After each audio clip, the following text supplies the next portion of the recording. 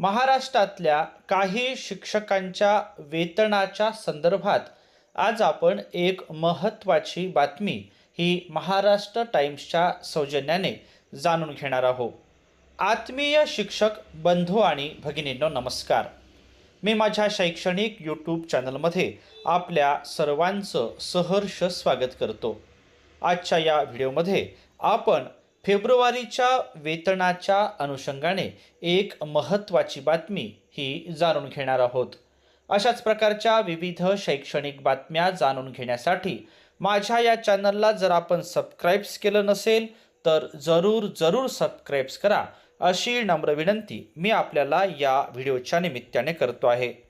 बातमीचं शीर्षक आहे अतिरिक्त शिक्षकांचे वेतन थांबवले आणि ही बातमी आहे महाराष्ट्र टाइम्सच्या खास प्रतिनिधीची मुंबईवरून. आता आपण जाणून घेऊया या बातमीत काय म्हटलं ते. मुंबईतील अतिरिक्त शिक्षक व शिक्षकेतर कर्मचाऱ्यांचे फेब्रुवारी महिन्याचे वेतन कोणताही स्पष्ट शासन निर्णय नसताना थांबविण्यात आल्याची बाब समोर आली आहे. यामुळे शालेय शिक्षण क्षेत्रात अस्वस्थतेचं वातावरण आहे. पगार रखडल्याने अनेक शिक्षक आर्थिक अडचणीत सापडले असून परीक्षा काळातच ही कारवाई झाल्याने नाराजी तीव्र होत आहे. सन 2024-2025च्या संच मान्यतेनुसार अतिरिक्त ठरलेल्या शिक्षकांचे समायोजन प्रक्रियेत असताना वेतन बंद करण्यात आल्याचे सांगितले जात आहे. काही शाळांमध्ये मागील महिन्यांचे थकीत वेतनही प्रलंबित असल्याने परिस्थिती अधिकच गंभीर बनली आहे. घर खर्च, कर्जाचे हप्ते आणि दैनंदिन जबाबदाऱ्या सांभाळताना शिक्षकांची मोठी कसरत सुरू आहे. सध्या इयत्ता 10वी व 12वीच्या तोंडी प्रात्यक्षिक तसेच लेखी परीक्षा सुरू आहेत. परीक्षा केंद्रांचे नियोजन, उत्तरपत्रिका तपासणी आणि प्रशासकीय कामकाज अशा महत्त्वाच्या जबाबदाऱ्या पार पाडताना वेतन थांबवल्याने शिक्षकांच्या मनोबलावर परिणाम होत असल्याची भावना व्यक्त केली जात आहे. याचा थेट परिणाम शैक्षणिक प्रक्रियेवर होण्याची भीती व्यक्त होत आहे. माध्यमिक व उच्च माध्यमिक शिक्षण संचालनालयाने 29 नोव्हेंबर 2025 रोजी काढलेल्या अधिकृत पत्रानुसार 2024-25च्या संच मान्यतेनुसार अतिरिक्त ठरलेल्या शिक्षकांच्या समायोजन प्रक्रियेबाबत जिल्हा व विभागीय अधिकाऱ्यांना निर्देश देण्यात आले आहेत.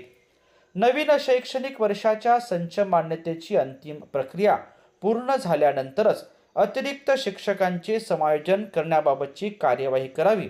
तसेच रिक्त पदांचा तपशील सादर करून नियोजनबद्ध पद्धतीने बदली व समायोजन करावे असे स्पष्ट करण्यात आले आहे. मात्र या प्रक्रियेदरम्यान वेतनाबाबत कोणतीही स्पष्ट तरतूद नसल्यानेच अतिरिक्त शिक्षकांचे पगार थांबविण्यात आल्याची बाब शिक्षक संघटनांनी अधोरेखित केली असून त्यातूनच सध्याचा वाद निर्माण झाल्याचे चित्र आहे.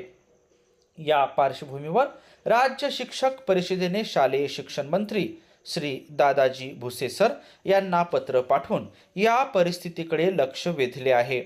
संबंधित शिक्षक व शिक्षकेतर कर्मचाऱ्यांमध्ये तीव्र भीती व असुरक्षिततेचं वातावरण निर्माण झाले आहे. तसेच बंद झालेल्या 8 शाळांमधील शिक्षक व शिक्षकेतर कर्मचाऱ्यांचे वेतन 3 महिन्यांपासून बंद आहे.